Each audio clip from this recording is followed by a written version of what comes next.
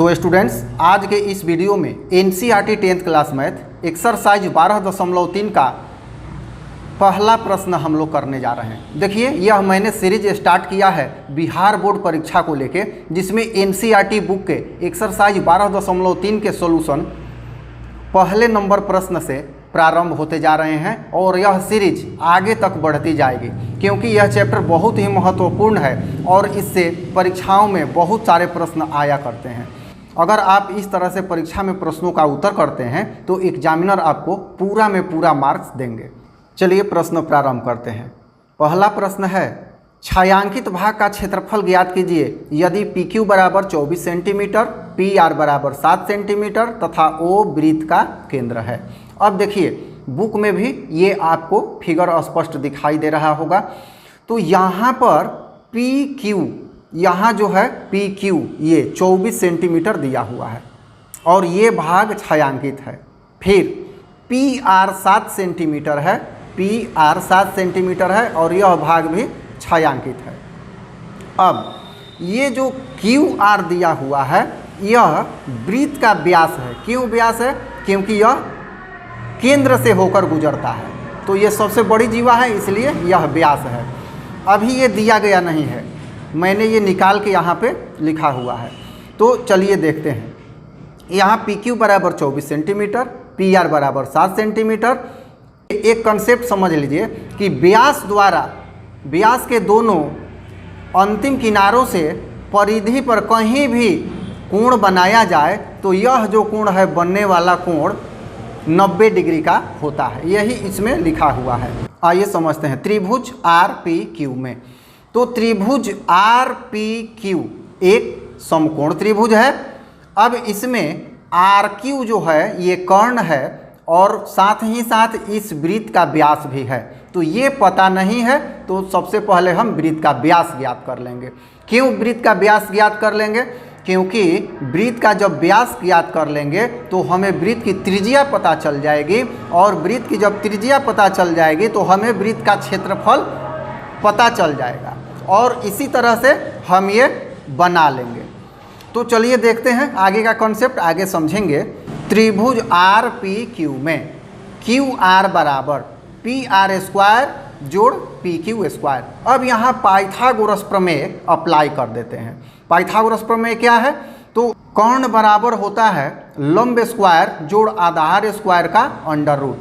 तो यहाँ देखते हैं कि PR बराबर 7 है तो 7 स्क्वायर और PQ बराबर है 24 तो 24 स्क्वायर। 7 का वर्ग हो जाएगा 49 और 24 का वर्ग हो जाएगा 576। अब यहाँ दोनों को हम जोड़ देते हैं तो कितना हो जाएगा? दोनों को जोड़ेंगे तो 625 हो जाएगा और 625 का वर्ग कितना होगा? 25। तो हम लोग निकाल लिए RQ बराबर 25, अर्थात व्यास आ गया 25 सेंटीमीटर। अब आइए आगे समझते हैं इसका कंसेप्ट कैसे ज्ञात करेंगे। तो देखिए, यहाँ से लेकर यहाँ तक ये वृत्त का व्यास है, तो ये ऊपर वाला भाग और नीचे का कुल भाग दो आधे आधे वृत्तों में विभक्त हो रहा है। समझिएगा बात को। अब ऊपर तो छायांकित नहीं है, नीचे वाले भाग में कुछ छायांकित है, कुछ छायांकित नहीं है। अब चलिए एक उदाहरण से समझते हैं। ये मान लिया जाए कि अर्धवृत्त है, ये पूरा अर्धवृत्त है, आधा वृत्त है, इसको हमने ढक दिया। तो यहाँ हम देख रहे हैं कि ये जो आधा वृत्त बचा हुआ है इसमें सभी भाग छायांकित हैं, किंतु जो ये समकोण त्रिभुज है ये छायांकित नहीं है। इसका मतलब है कि हम अर्धवृत्त का क्षेत्रफल निकाल के और इस समकोण त्रिभुज का क्षेत्रफल घटा देंगे तो हमारा रिक्वायर्ड आंसर प्राप्त हो जाएगा, अर्थात हमें छायांकित भाग प्राप्त हो जाएगा। बस यही काम हमें करना है। तो त्रिभुज का क्षेत्रफल निकालने के लिए लंब और आधार दोनों हैं। वृत्त का क्षेत्रफल निकालने के लिए अर्थात अर्धवृत्त का क्षेत्रफल निकालने के लिए हमें व्यास भी मिल गया है 25 सेंटीमीटर, तो हम त्रिज्या निकाल सकते हैं। अब आइए आगे देखते हैं। छायांकित भाग का क्षेत्रफल, अर्धवृत्त का क्षेत्रफल जो मैंने ऊपर समझा दिया है, माइनस त्रिभुज RPQ का क्षेत्रफल जो कि समकोण त्रिभुज है। अब अर्धवृत्त का क्षेत्रफल 1/2 पाई आर स्क्वायर होता है। पाई आर स्क्वायर वृत्त का और 1/2 कर दिया तो अर्धवृत्त का, माइनस त्रिभुज का क्षेत्रफल 1/2 गुना आधार गुना ऊंचाई, तो पी आर गुना पी क्यू। अब यहाँ 1/2 मान बैठा देते हैं, पाई का हो जाएगा 22/7। ये आर कितना हो जाएगा, तो व्यास हम लोग ऊपर कितना निकाले हैं 25 सेंटीमीटर, तो 25/2 गुना 25/2। ये 2 बार क्यों, क्योंकि आर स्क्वायर है तो आर गुना आर, ध्यान दीजिएगा। व्यास है 25 तो आर हो जाएगा 25/2 और 25/2 घटाओ 1/2 गुना 7 गुना 24। 7 दिया हुआ है आधार और ऊंचाई है 24। ये 2 से 24 कट गया 12, ये 2 से 22 काट दिया हमने 11, बाकी कुछ कटने वाला नहीं है।